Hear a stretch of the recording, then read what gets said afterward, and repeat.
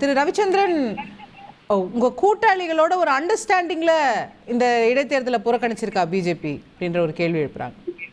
திமுக தன்னுடைய சிறுபான்மையினர் வாக்குகளை காப்பாற்றிக் கொள்ள வேண்டும், அப்படி இல்லைன்னா டெபாசிட் காலி ஆயிடுங்கிறதுக்காக இந்த எதிர்கட்சிகளுக்குள்ள ஒரு கூட்டணி இருக்கு, அண்டர் கரண்ட் இருக்கு, பிஜேபிக்கும் அதிமுகவுக்கும் அண்டர் கரண்ட் இருக்குன்னு திரும்ப திரும்ப பேசிட்டு இருக்காங்க. அது பயத்தின் வெளிப்பாடு. இப்போ பிரகாஷ் சார் என்ன சொன்னாருன்னா, அங்கெல்லாம் பார்க்கவே இல்லைங்க, பணம்லாம் ஒண்ணு பட்டியலெல்லாம் அடிக்கலைங்க. எல்லாரும் மக்களா வேலையெல்லாம் விட்டுட்டு எனக்கு நீங்க சோத்தை போடுங்க, பிரியாணி இப்போ கொடுங்க, படம் போடுங்க அப்படின்னு சொல்லிட்டு வேலை வெட்டிலாம் விட்டுட்டு உட்கார்ந்தாங்க அப்படின்னு சொன்னாரு. நியூஸ் 24/7 தமிழ்ல பட்டி பட்டியா எடுத்து அந்த டைம்ல காட்டினாங்க. எப்படி இருக்கு அங்க எதுக்காக வந்தோம், அவங்க பணம் கொடுப்பாங்க, எவ்வளவு கொடுப்பாங்க, இவ்வளவு கொடுப்பாங்க, ஏன் இங்க உட்கார்ந்து இருக்கீங்க, இங்க சாப்பாடு போடுறாங்க அப்படிங்கறத நிதர்சனமாக அங்க பார்த்தோம். நாம கூட அங்க தேர்தல் விழிப்புணர்வுக்காக ஒரு ஊர்வலம் நடத்துறதுக்காக போனோம், அங்க களத்துல பார்த்தோம். இப்போ இந்த மாதிரி ஒரு சிச்சுவேஷன்ல எல்லா கட்சியும் புறக்கணிக்குதுன்னா ஏன் புறக்கணிக்குது அப்படின்னு சொன்னா, 60,000-70,000 வாக்குகளை மட்டும் வாங்கி கொண்டிருந்த திமுக ஈரோடு கிழக்கு தேர்தல்ல திடீர்னு 1,10,000 வாக்குகளை வாங்கக்கூடிய அளவுக்கு வருது. 2023 இடைத்தேர்தல்ல 2024 அது 56,000 வாக்குகளா குறைஞ்சிருக்கு. அதாவது பாதி பேர் கலையும் போயிட்டாங்க, பட்டிக்கு வந்தவங்க எல்லாம் வேலைக்கு போயிட்டாங்க அப்படிங்கிறது தெரியுது. சோ 1,10,000 வாக்கு ஈவிகே இளங்கோவன் ஐயா அற்புதமா நான் சட்டமன்றத்துல பேசி அந்த ஈரோடு கிழக்கு அப்படியே மார்க்ஸ்மெண்ட் ரேஞ்சில கொண்டு வரலாம்னு திட்டமிட்டு இருக்கும் போது டபால்ல 56,000 வாக்கு மட்டும்தான் அந்த 2024 பாராளுமன்ற தொகுதியில அவங்களுக்கு கிடைக்குது.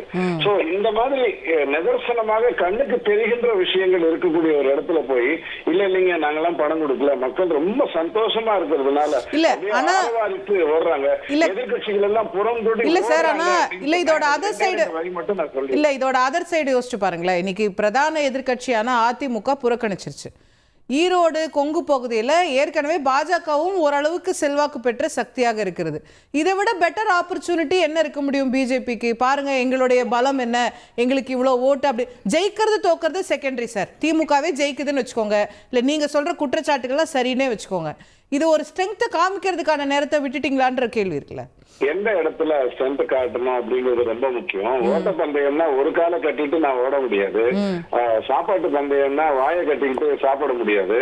சோ போட்டின்னு இருந்ததுன்னா அது ஃபேர் ஃபீல்டா இருக்கணும். அப்படி இருந்தா தான் அதை பண்ண முடியும். இப்ப விக்கிரவாண்டியில என்டிஏ கேண்டிடேட் இருந்தாரா இல்லையா? பாமக ஏன் போட்டிட்டது? விக்கிரவாண்டியில பாமக தான் போட்டியிடுறேன்னு தெளிவா சொல்லி, அதாவது அங்க தன்னை சார்ந்த மக்கள் இருக்காங்கன்னு சொல்லி போட்டி போட்டது. போட்டி போடும்போது இப்ப ஈரோட்ல உங்களை சார்ந்த மக்கள் இல்லையா? வாக்கு அதிகமா வாங்கிச்சு. 2024 பாராளுமன்ற தொகுதியில வாங்கியதை விட 20,000 வாக்குகள் அதிகமா வாங்கிச்சு. அங்க அதிமுக போட்டியிடல. சீமான் ஐயா 2,000 வாக்கு அதிகமா வாங்கினாரு. ஆனா 38,000 வாக்குகள் இதுக்கு போயிடுச்சு. அதுக்கு காரணம் என்ன அப்படின்னு சொன்னா, அதிமுகவோ பிஜேபியோ அல்லது இவங்கெல்லாம் சொல்லக்கூடிய பனையூர்ல உட்கார்ந்து இருக்கிற அந்த நடிகர்னு சொல்லக்கூடிய அந்த விஜய் ஐயாவோ ஒரு மீட்டிங் ஆகுது விஜய் ஐயா. அதே மாதிரி ஓரிரு 3 மீட்டிங் எடப்பாடி ஐயா அண்ணாமலை கண்டிப்பாக அங்க பிரச்சாரம் செய்யுது. இந்த மாதிரி இருக்கு, இதனாலதான் போட்டியிடலைங்கிறத பிரச்சாரம் செஞ்சு யாருக்கு ஓட்டு கேட்பாங்க? ஓட்டு கேட்கறது இல்லைங்க. இந்த மாதிரி இருக்கிறதுனாலதான் நாங்க ஓட்டு இப்போ உண்ணாவிரதம் இருக்கிறவன் எதுக்கு போஸ்டர் அடிக்கிறான்? நான் இதை எதிர்த்து உண்ணாவிரதம் இருக்கேன்னு சொல்றதுக்கு தான் போஸ்டரே அடிக்கிறான்.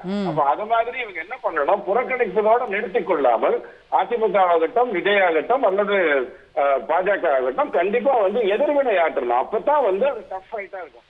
ஓட்டு போடுறதுக்கு ஒரு வருஷம் எம்எல்ஏக்கு 250 கோடி ரூபாய் செலவு பண்ண முடியாதுங்க. ஈவிகே ரொம்ப வருத்தப்பட்டாருன்னு கேள்விப்பட்டேன். 250 கோடிக்கெல்லாம் என்ன ராஜ்யசபாவுக்கு அனுப்பியிருந்தீங்கன்னா 6 வருஷம் உட்கார்ந்துருப்பேன்.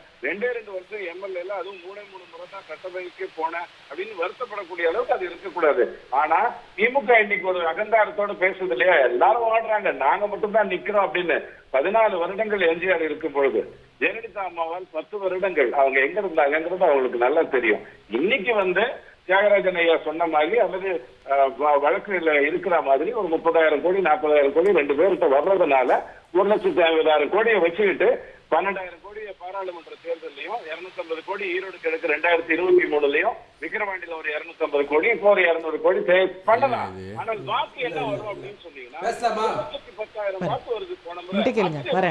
சொல்றேன் எந்த தேர்தலையுமே, அதாவது 19 தேர்தல்கள் சார் அவரை கேக்குறீங்க, நான் சொல்றேன் சார் எப்போ பேசணும் வர 19 தேர்தல்களில் நடக்காத விஷயம் திடீர்னு ஈரோடு கிழக்குல திமுகவுக்கு வந்து 1,10,000 வாக்காளர் வராங்க. வந்துட்டாங்க ஐயா, நீங்க எல்லாரும் சரியில்லை, ஈரோடு கிழக்கு வந்து திமுகவோட வந்துச்சுன்னு சொன்னா 2024 தேர்தல் நடக்குது, பாராளுமன்ற தேர்தல்ல 60,000 பேர் காணாம போயிடுறாங்க. கேட்போம் நான் திரு ஹிதாயத்துல்லா அண்ணன் பேசவே இல்லை, அதனாலதான் திரு ஹிதாயத்துல்லா அவர் சொல்றதுல ஒரு பாயிண்ட் இருக்கு இல்லையா, இடைத்தேர்தலில் நீங்க பெரிய இமாலய வெற்றிகளை பெற முடியுது, அதே தொகுதியில் ஒரு வருஷம் கழிச்சு பொது தேர்தல் வரும்போது ஒரு 50,000 ஓட்டு குறையுது அப்படின்னா அப்போ அது உண்மையான வெற்றியா அப்படின்ற ஒரு கேள்வி எழுப்புறாரு. இடைத்தேர்தல் என்று சொன்னாலே எல்லா கட்சிகளும் அதிகமாக உழைக்கும். இடைத்தேர்தலில் அதிமுகவும் அதிக வாக்குகள் பெற்று இருக்குது. இடைத்தேர்தலில் அதிக வாக்குகள் பதிவாகும். ஏண்டா எல்லாருக்கும் தெரிஞ்ச ஒன்று தான், அதிமுக கட்சியில் அமைச்சர்கள்லாம் போய் ஒவ்வொரு வட்டத்துக்கு ஒரு ஆள் இருப்பாங்க. அதே மாதிரி எல்லா கட்சியிலையும் இருப்பாங்க. அது காங்கிரஸாக இருந்தாலும் நடக்கிறதா விஷயம். என்ன கேட்குறேன், இது ஒரு காரணமா? நீங்கள் ஒரு கட்சி நடத்துறீங்க, தம்பி மதிவாணன் சொன்ன மாதிரி ஆட தெரியாத ஐயாவுக்கு வந்து மேடை கொண்டு சொன்னாராம். அந்த கதையில் உங்களுடைய ஜனநாயக கடமை என்ன? 43,000 வாக்குகள் அளித்தவர்கள் இப்போ என்ன செய்வாங்க? யாருக்கு வாக்கு போடுவாங்க? என்ன செய்வாங்க? உங்களை நம்பி 43,000 வாக்குகள் நீங்கள் எந்த பட்டியல் அடைச்சிங்க, இப்போ உங்களால் அடைக்க முடிக்கிறதுக்கு காசு இல்லையா? அந்த 43,000 பட்டியல் அடைச்சாங்களா? என்ன ஏன் நடக்கலை? நான் சொல்கிறேன். நம்ம சாட்டை அண்ணாமலை இப்போ பாராளுமன்ற தேர்தல் நடக்கும்போது கோயம்புத்தூர்ல என்ன நடந்துச்சு தெரியுமா உங்களுக்கு? நல்லா இதே தான் நடந்துச்சு. அவர்கள் கட்சி இப்போ நான் கேட்குறேன், நான் ஈரோடில் 3 நாள் இருந்தேன், பல கூட்டங்களுக்கு போனேன், அந்த கூட்டங்களில் போய் பேசினேன். அதில் வந்தவங்க யார்? கட்சி அனுதாபிகள்.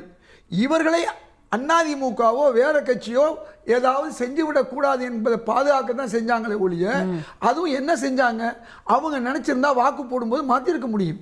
இது ஒரு பெரிய விஷயம். வாக்கு உண்மையிலேயே திமுகவுக்கு நான் எதிராக இருக்கேன்னா, நீங்கள் எனக்கு என்னதான் பிரியாணி கொடுத்தாலும் நான் எப்படி ஓட்டு போடுவேன்? இதான உண்மை. ஒரு குடும்பத்தில் 4 பேர் இருக்காங்க, 4 பேரில் 2 பேர் அங்கே ஓட்டு போடுவாங்க, இங்கே ஓட்டு போடுவாங்க. அப்பா சொன்னாலும் கேட்க மாட்டாங்க, அம்மா சொன்னாலும் கேட்க மாட்டாங்க. இதுதான் உண்மை. இது வந்து இந்த கேள்வி என்பது, இவங்க சொல்றது என்பது மக்களை கேவலப்படுத்துவது. பட்டியலில் அடைக்கப்பட்டார்கள். நான் பல மீட்டிங் கூட்டத்துக்கு போயிருந்தேன். அங்கே யார் வந்து அப்ப காங்கிரஸ் நின்னுச்சு போனீங்க, இப்போ திமுக நிக்குதே, உங்களுக்கு வருத்தம் இல்லையா? நான் சரி, நாங்க கூட்டணி கட்சி தானே. இப்ப நிக்கிறது வந்து திமுக சீட் எடுத்துட்டதனால உங்களுக்கு நீங்க நிக்கிறது வந்து இந்தியா கூட்டணியுடைய வேட்பாளரா தான் நாங்க நினைக்கிறோம். கம்யூனிஸ்ட் கட்சியா இருக்கட்டும், திருமாவளவன் கட்சியா இருக்கட்டும், என்ன அனௌன்ஸ் பண்ணாங்க, அவர் எங்கள் வேட்பாளர் நாங்க. சரி, அதே மாதிரி காங்கிரஸ் வேட்பாளர் திரு EVK இளங்கோவன் நின்ற பொழுது திமுக காங்கிரஸ் வேட்பாளர்னு வராம இருந்தாங்களா? அது அல்ல விஷயம். நீங்க ஒரு ஜனநாயக கடமை, ஒரு தேர்தல் எதிர்கட்சி. அப்போ 9 இடத்துல நீங்கள் ஜெயிக்க முடிஞ்சு இல்லையா? நீங்கள் ஆட்சியில் இருக்கும்போது உங்களால் ஜெயிக்க முடிஞ்சு.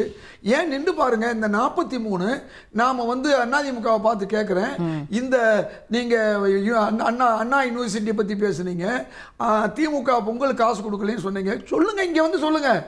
எங்கே வந்து சொல்லணும்? பொங்கலுக்கு காசு கொடுக்க வாங்காத மக்கள் அந்த மக்கள் தானே. அப்போ கற்பழி குட்டம்னு சொல்கிறீங்கள, சாரும் மோருங்கிறீங்கள, அதுக்கெல்லாம் என்ன அர்த்தம்? அப்போ நீங்கள் பொய் சொல்கிறீங்கன்னு அர்த்தம். ஒரு ஆளுங்கட்சி மீது பொய் சொல்கிறீங்க, அது அம்பலப்பட்டு போயிடும். நீங்கள் தொடர்ந்து ஏமாற்றி மக்களை என்ன செய்றீங்க? ஆளுங்கட்சிகள் ஏமாற்றோம்னு சொல்லுவாங்க, எதிர்கட்சியாக இருந்து நீங்கள் ஏமாற்றி கொண்டு இருக்கீங்க. இதுதான் உண்மை. இது மட்டுமல்ல, உங்களுக்கு ஒரு சின்ன விஷயம், இந்த மக்களை வந்து இந்த அசிங்கப்படுத்துறாங்கன்னு வச்சுங்க. இந்த 40,000 பேர் எங்க, இந்த 43,000 பேர் யாருக்கு ஓட்டு போடுவாங்க? இன்னொரு கட்சி வளருது. எந்த கட்சி வளருது? யார் நிற்கிறாங்களோ அவங்க பெறுறாங்க. அதன் விளைவு தான் இன்னைக்கு அதிமுக தொடர்ந்து இது போன்று நிற்காதனாலும், ஒரு கொள்கை பிடிப்போட தேர்தலை பத்தி கவலைப்படாதனால தான் இன்னைக்கு ஒரு 2 கட்சி அங்கீகாரம் உள்ள கட்சியா மாறி இருக்கு.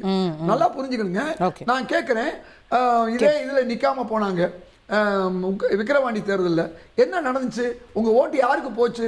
அந்த ஓட்டு போடுற மக்கள் திமுக அதிமுகவுக்கு போடுறவங்க திமுகவுக்கு போட்டாங்க. கொஞ்சம் பேர் பாஜக ஆதரவு கட்சிக்கும் போட்டாங்க. பாமக அதான் அது என்ன நீங்க பாமகன்னு சொல்லலாம். நீங்க தமிழ்ல சொல்றீங்க, நான் இங்கிலீஷ்ல சொல்றேன்னு வச்சுக்கோங்க. ரொம்ப சிம்பிள். அப்ப உங்க வாக்கு எங்க போகுது? அப்ப உங்க நிலைமை என்ன? இப்ப நம்ம சாட்டை அண்ணாமலை அவர்களுக்கு வருவோம். அவர் சாட்டையால் அடிச்சார் இல்லையா, மக்கள் அவர் மேல ரொம்ப அனுதாபப்பட்டாங்க சொன்னாங்க. தயவு செய்து நீங்க பேசும்போது எதுனாலும் பேசுங்க, நீங்க கண்டபடி பேசுங்க, எதுனாலும் பேசுங்க, நீங்க எப்படினாலும் பேசுங்க, உங்களை பத்தி சொல்லுவாங்க. ஆமா, ஏன்னா நீங்க கடந்த மாசம் முழுக்க உங்க பேச்சு என்ன பேச்சு தெரியுமா? சாட்டையில் அடிச்சாரு, மக்களுக்காக அடிச்சாரு அப்படின்லாம் பேசுறீங்கல்ல, ஞாபகம் இருக்கா உங்களுக்கு? அதன் விளைவு என்னன்னு இந்த தேர்தல் நீங்க நின்றா தெரிஞ்சிருக்கும். நீங்க என்ன தெரியுமா, உங்க 2 பேருக்கு அண்டர்ஸ்டாண்டிங், அதிமுக என்ன நினைச்சிச்சு, நம்ம நிக்கலைன்னா அது பாஜகவுக்கு விழுகும் அப்படின்னு நினைச்சிச்சு. பாஜக இப்ப என்ன நினைக்கிறது, அதிமுக நிக்கலைனா கூட இந்த வாக்கு நமக்கு வராது, ஏன்னா நமக்குள்ள வாக்கு தான் வரும் அப்படின்னு அதிமுகவும் நிக்கல. இதுதான் உண்மை. ஆனா நிக்க வேண்டிய தேமுதிகவையாவது அதிமுக என்ன செஞ்சிருக்கலாம்? இதே வேட்பாளர் சந்திரமோகன் தேமுதிகவில் இருந்தவர், மாவட்ட செயலராக இருந்தவர், விஜயகாந்த் ரசிகர் மன்றத்தில் இருந்தவர், அதற்கு முன்னால் திமுகவில் இருந்தவர். அது மட்டுமல்ல, அவர் திராவிட முன்னேற்ற கழகத்தில் சட்டமன்ற உறுப்பினராக ஆனவர். இந்த தென்னரசு அவர்களை தோற்கடித்தவர், தென்னரசால் தோற்கடிக்கப்பட்டவர். அந்த தென்னரசு ஏன் வரக்கூடாது? இப்போ வந்து கேட்போம், நாளைக்கு என்ன அரசு சொல்றீங்க இல்ல, எடப்பாடி என்ன சொல்றாரு, கேட்போம் சார், கொடுக்க கூடாது. கேட்போம் மற்றவங்க பேச.